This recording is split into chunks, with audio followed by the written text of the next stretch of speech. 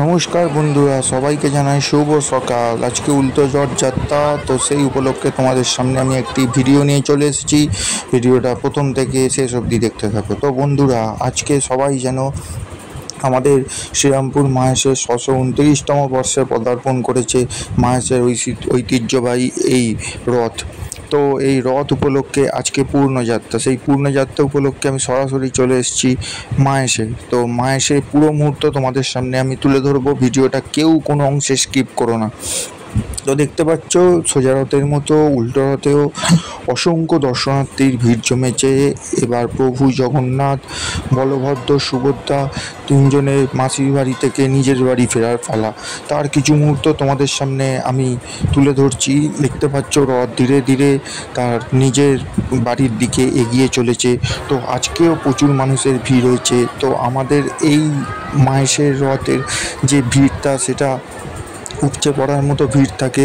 আমরা সবাই জেনে থাকি যে সারা পশ্চিমবঙ্গ নয়, সারা ভারতের দ্বিতীয় বৃহত্তম রথ এই 50 ফুটের মাহেশের রথ। তো এই 50 ফুটের রথ দেখতে প্রচুর মানুষের ভিড় এখানে লক্ষ্য করছি। তো ভিডিওটা তোমরা অবশ্যই দেখো। দেখতে পাচ্ছ, আমি ঘুরিয়ে ঘুরিয়ে দেখাচ্ছি কী পরিমাণ ভিড় হয়েছে এই পুণ্যযাত্রার দিনকে। তো জগন্নাথ, বলরাম, সুভদ্রা ধীরে ধীরে প্রভু তার নিজের গর্ভগৃহের দিকে এগিয়ে চলেছে। তো তার মুহূর্ত তোমাদের সামনে আমি তুলে ধরবো। 7টা দিন মাসির বাড়ি থেকে কাটিয়ে তার নিজের বাড়িতে ফেরার পালা। এবার সেই জন্য ভগবান জগন্নাথ, বলরাম, সুভদ্রা ধীরে ধীরে তার বাড়ির দিকে এগিয়ে যাচ্ছে। তো দেখতে পাচ্ছ কত মানুষের উচ্ছ্বাস এবং কত ভিড়। রথ ধীরে ধীরে এগিয়ে চলছে।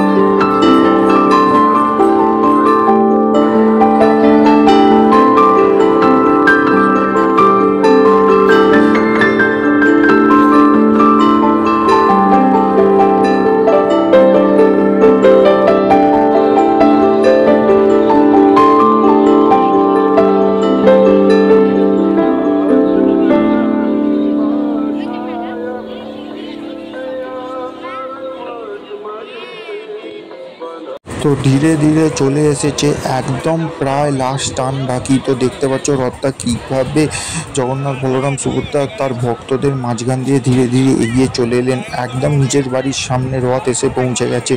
তো তার মুহূর্ত তোমরা দেখতে পাচ্ছ, আর হয়তো একটা টান বাকি। তারপরেতেই প্রভু জগন্নাথ, বলরাম, সুভদ্রাকে নিচে নামানো হবে, নামিয়ে নিয়ে তার গর্ভগৃহে প্রবেশ করানো হবে। এবং দেখতে পাচ্ছ এখানে সেই প্রস্তুতি চলছে এবং ঘুরে দেখাচ্ছি সেইটা দেখতেও কত মানুষ ভিড় জমিয়েছে। তো আমাদের এই ঐতিহ্যবাহী মাহেশের রথ এর পূর্ণযাত্রার দিনকেও অসংখ্য মানুষের ঢল নেমেছে। তো আমি পুরো ভিডিওটা তোমাদের সামনে ক্যামেরাবন্দি করলাম, এই ভিড়ের মধ্যে যতটা পারলাম ক্যামেরাবন্দি করার চেষ্টা করলাম। তোমরা অবশ্যই ভিডিওটা দেখো এবং ভিডিওতে কমেন্ট করো, এবং সবাই যারা যারা দেখোনি তারা মায়ের সেই জগন্নাথ দেবকে দর্শন করো। এখানে দেখতে পাচ্ছ নারায়ণশিলা নিয়ে যাওয়া হচ্ছে মন্দিরের ভেতরে। তো ভিডিওটা সবাই দেখো, এবং ভিডিওতে কোনো অংশে বা আমার ভুল ত্রুটি হয়ে থাকলে সেটা অবশ্যই কমেন্টে তোমরা জানিও। তো তোমাদেরকে পুরো ভিডিওটা আমি দেখালাম, ভিডিওটা কোনো অংশে স্কিপ করো না। যদি ভিডিও ভালো লেগে থাকে অবশ্যই লাইক করো, কমেন্ট করো এবং চ্যানেলটি সাবস্ক্রাইব করে দিও। তো জগন্নাথ মহাপ্রভুকে নামানোর পালা চলছে, সেই মুহূর্ত আমি তোমাদের সামনে তুলে ধরছি। আর দেখতে পাচ্ছ এখানে ভগবান সুভদ্রাকে নামানো হচ্ছে, তো তার মুহূর্ত তোমাদের সামনে আমি তুলে ধরার চেষ্টা করছি।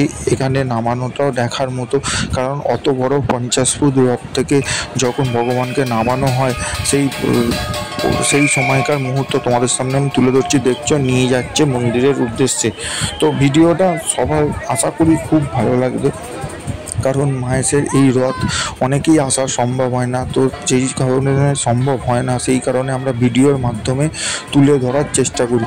তো এখানে অনেক ছোট ছোট রথও বেরিয়েছে। তো ভিডিওটা ভালো লেগে থাকলে অবশ্যই কমেন্ট করো, লাইক করো, টাটা।